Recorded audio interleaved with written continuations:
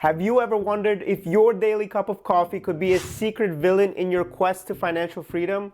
Well, today we're gonna find out how something as simple as a morning latte could be costing you millions in retirement. Hi guys, my name is Dennis, and in this channel I talk about personal finance as well as my continuous journey to financial freedom. Now, I recently came across an interesting study that calculates the yearly price change of your cup of coffee from the 1980s all the way down to 2022.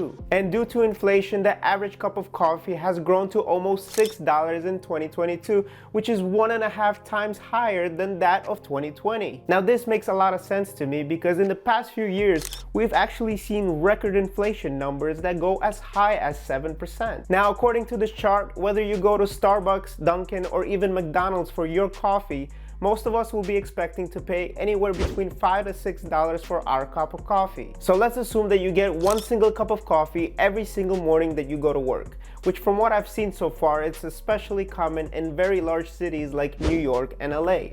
Now, we'll take the average between $5 and $6, which is around $5.50 a day, which makes it around $27.50 a week for 5 days of work. This makes it roughly around $120 a month that you spend on coffee, or even $1,430 a year. Now, I don't know about you guys, but personally for me, $1,430 a year is a lot of money to budget for something as simple as a daily cup of coffee. But maybe you guys are telling me right now, listen Dennis, $1,500 a year is so worth it to get my caffeine intake so that I could survive my job.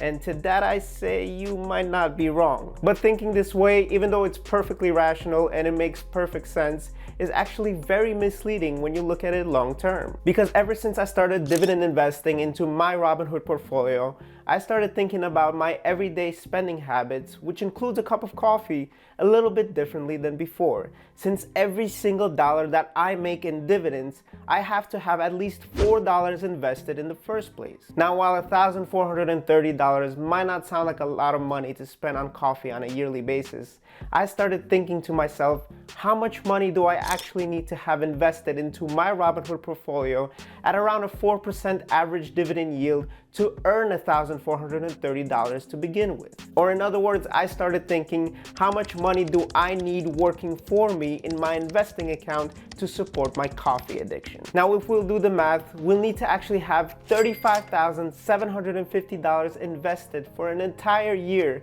at an average 4% dividend yield to make us roughly $1,430 worth of dividends. Now, that's a lot of money to have invested just to make that same amount of money that people spend on yearly coffee. Most people don't even have a positive net worth until the age of 30, let alone have $36,000 invested somewhere to earn around $1,500 a year. But before I share the craziest statistic that I found about spending money on coffee on a yearly basis, don't forget to like and subscribe to my channel so that you can help this video spread to more people.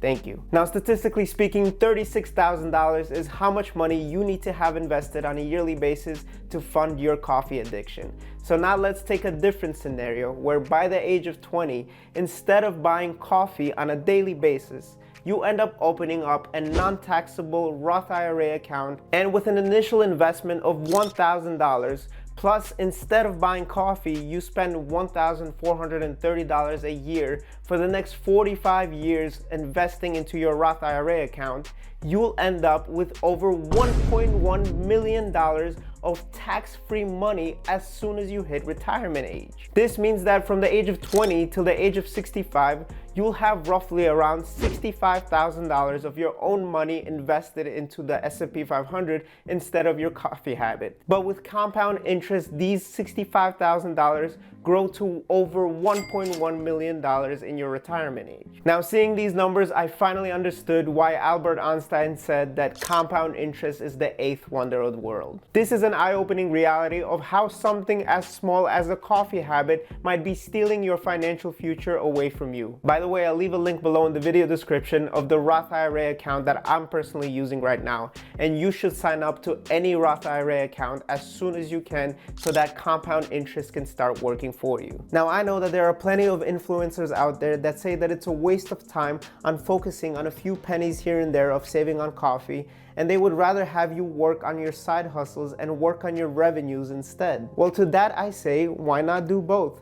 I personally think that you can save money on coffee while building on your side hustles and working on your side income at the same time. I personally made my coffee at home since I was 18 years old, and I don't remember the last time where I went to buy a cup of coffee in the store if it wasn't from a gift card that I got for my birthday. But again, making my coffee from home doesn't stop me from putting myself out there, like making this channel, for example, and trying to grow my overall income sources at the same time. It actually makes me feel real good that I can sip on my homemade coffee while watching my caffeinated compound interest accrue on a daily basis. Now, at the end of the day, it's all up to you what you do with your time and your money.